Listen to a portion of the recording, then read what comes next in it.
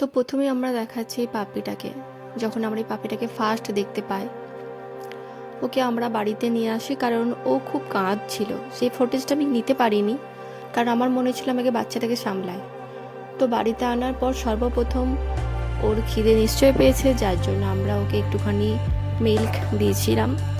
তো দেখলাম বাচ্চাটা প্রথমে একটু এদিক ওদিক করে, তারপরে খানিকক্ষণ পরে ওরা খেতে শুরু করে।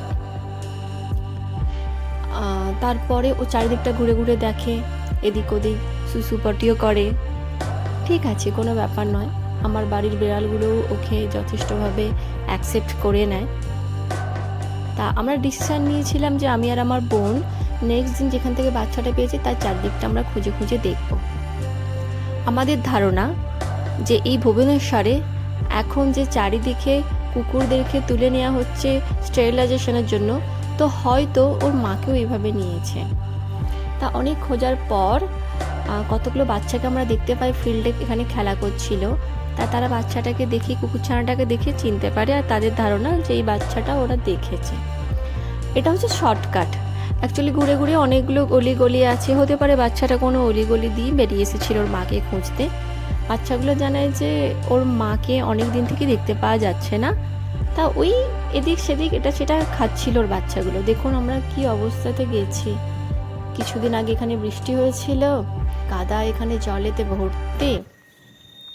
হ্যাঁ, ওই যে বড় বড় দুটো বাচ্চা আছে, ওরা জানাচ্ছে হ্যাঁ এই বাচ্চাটা তো মা নেই কো, এখানেই ছিল।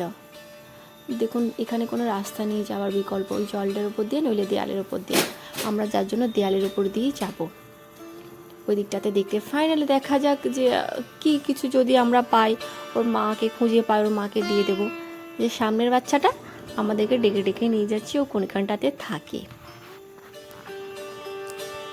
আমরা বাচ্চাটা একটু বার করেছি, দেখা যাক ও খুঁজে পায় কি, কারণ আমাদের মনে হচ্ছে ও, হ্যাঁ দেখুন না কি সুন্দর খেলা করছে, দেখিয়ে বোঝা যাচ্ছে বাচ্চাটা এখানেই থাকতো।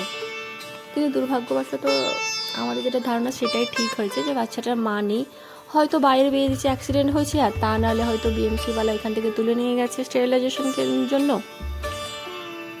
তা আমরা ফাইনালি ডিসিশান নেই যে আমরা বাচ্চাটাকে ফিরিয়ে আনবো, কারণ এইখানে কেউ নেই, না ওর মা আছে আর না এর মতো আর কোনো বাচ্চা আছে। আমরা বাড়িতে নিয়ে আসি, যখন বাড়িতে নিয়ে আসি মোটামুটি সন্ধে হয়ে গেছে, যার জন্য সেই দিনটা আমরা আর কিছু করিনি গো। ও জাস্ট আমাদের সঙ্গে একটু খেলা করলো, আমার বোনের সঙ্গে খেলা করলো। ওর গায়ে প্রচণ্ডভাবে পোকা, আর আমাদের বাড়িতেও প্রচুর টিক্স, কারণ আরও অনেক কুকুর আছে, যার জন্য আমি ঠিক করেছিলাম ওকে নিম পাতা দিয়ে, নিম পাতা ভালো করে গরম জলে ফুটিয়ে ওকে প্রথমে কি করা হলো, ভালো করে স্নান করিয়ে দিলাম। কারণ আমরা তো জানি না এর পরে ওকে নিয়ে কী করবো, আমরাও রেন্ট হাউসে থাকি। আপাতত ওকে আমরা স্নান টান করি আমাদের বাড়িতেই রাখার ডিসিশানটা আমরা নিয়েছি। এই যে ওকে স্নান করানো হয়ে গেল, খুব ভালো বাচ্চাটা, কিচ্ছু বলছে না। এই যে আমরা আপাতত রেখেছি, রাখবো যতদিন না ব্যবস্থা